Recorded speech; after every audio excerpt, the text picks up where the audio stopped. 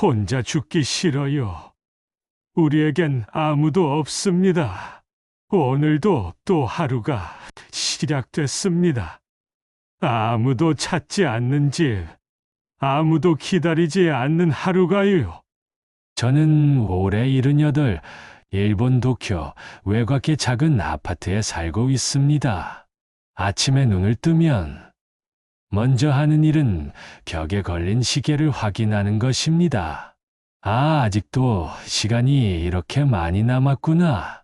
그 다음엔 텔레비전을 켜놓습니다. 소리가 없으면 너무 적막해서 그냥 흘려보내는 소리라도 필요하니까요. 오늘도 아침에 일어나 차가운 찬물을 끓여 혼자 밥 한 공기를 먹습니다. 반찬은 전날 편의점에서 사온 김치와 작은 생선 한 토마. 예전엔 아내가 만들어주던 따뜻한 된장국이 그립지만 그건 이제 추억 속 이야기입니다. 아내는 5년 전 먼저 떠났습니다. 그리고 그 이후로 이 집은 너무 조용해졌습니다. 아이요, 있었지만 이제 연락이 끊긴 지 오래입니다. 자기 살기 바쁘다며 도쿄 중심가로 이사간 뒤 전화 한 통도 없습니다. 그래서 하루 종일 아무 말도 안 하고 살 때가 많습니다. 가끔 동네 친구들과 연락을 합니다. 하지만 그마저도 점점 줄어들고 있습니다. 어제는 40년 지기 친구 다카하시에게 전화를 걸었습니다. 다카하시 씨, 잘 지내? 그의 대답은 참담했습니다. 아내가 치매에 걸려서 병원에 있어.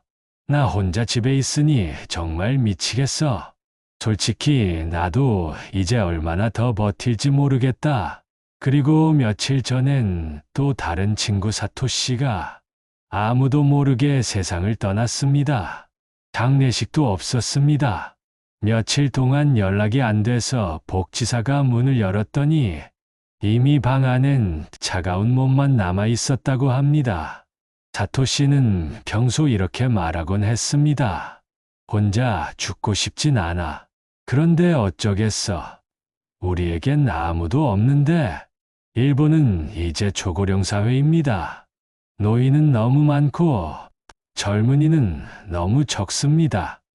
젊은 세대는 힘겹게 일하며 우리 노인을 부양해야 한다는 부담을 느낍니다. 그래서일까요? 길에서 젊은이가 저를 스칠 때 민폐라는 눈빛을 느낍니다. 가게에서 계산할 때 조금만 느려도 점원이 한숨을 쉽니다. 버스에서 자리에서 일어나려고 조금만 늦으면 뒤에 서 있는 사람들이 짜증을 냅니다. 예전엔 나이 들면 존중받는다고 생각했는데 이제 일본에선 나이 들었다는 이유로 미움받습니다. 요즘은 밤에 잠을 잘 때마다 내일 아침 내가 깨어날 수 있을까? 이런 생각을 합니다. 그리고 더 무서운 건 내가 죽어도 아무도 모를 거라는 사실입니다.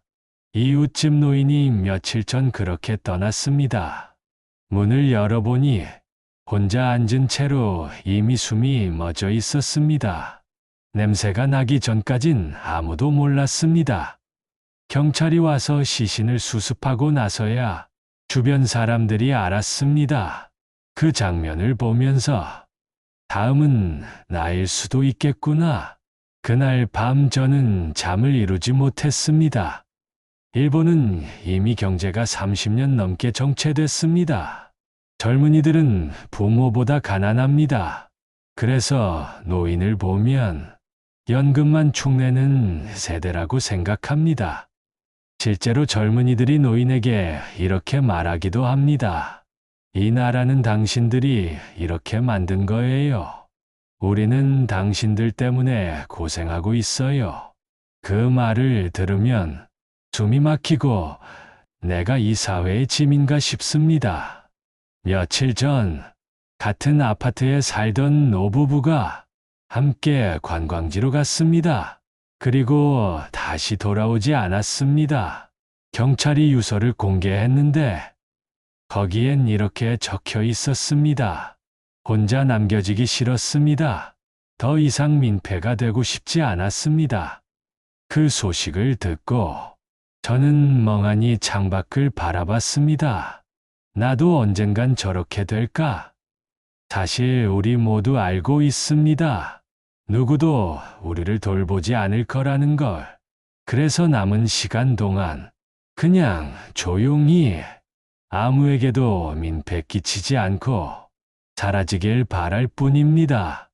하지만 인간이기에 마지막 순간에 누군가의 손이라도 잡고 싶다는 마음이 드는 건 어쩔 수 없습니다. 그러나 일본 노인들에게 그건 사치입니다. 오늘도 해가 지고 있습니다. 저는 창문 너머로 붉게 물드는 하늘을 보며 이렇게 중얼거립니다.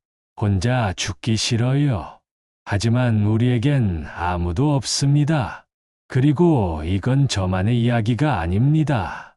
이웃집 노인도, 친구 다카하시도, 그리고 수많은 일본의 노인들이 이렇게 살고 있습니다. 여러분이라면 이렇게 외로운 노후 감당하실 수 있겠습니까?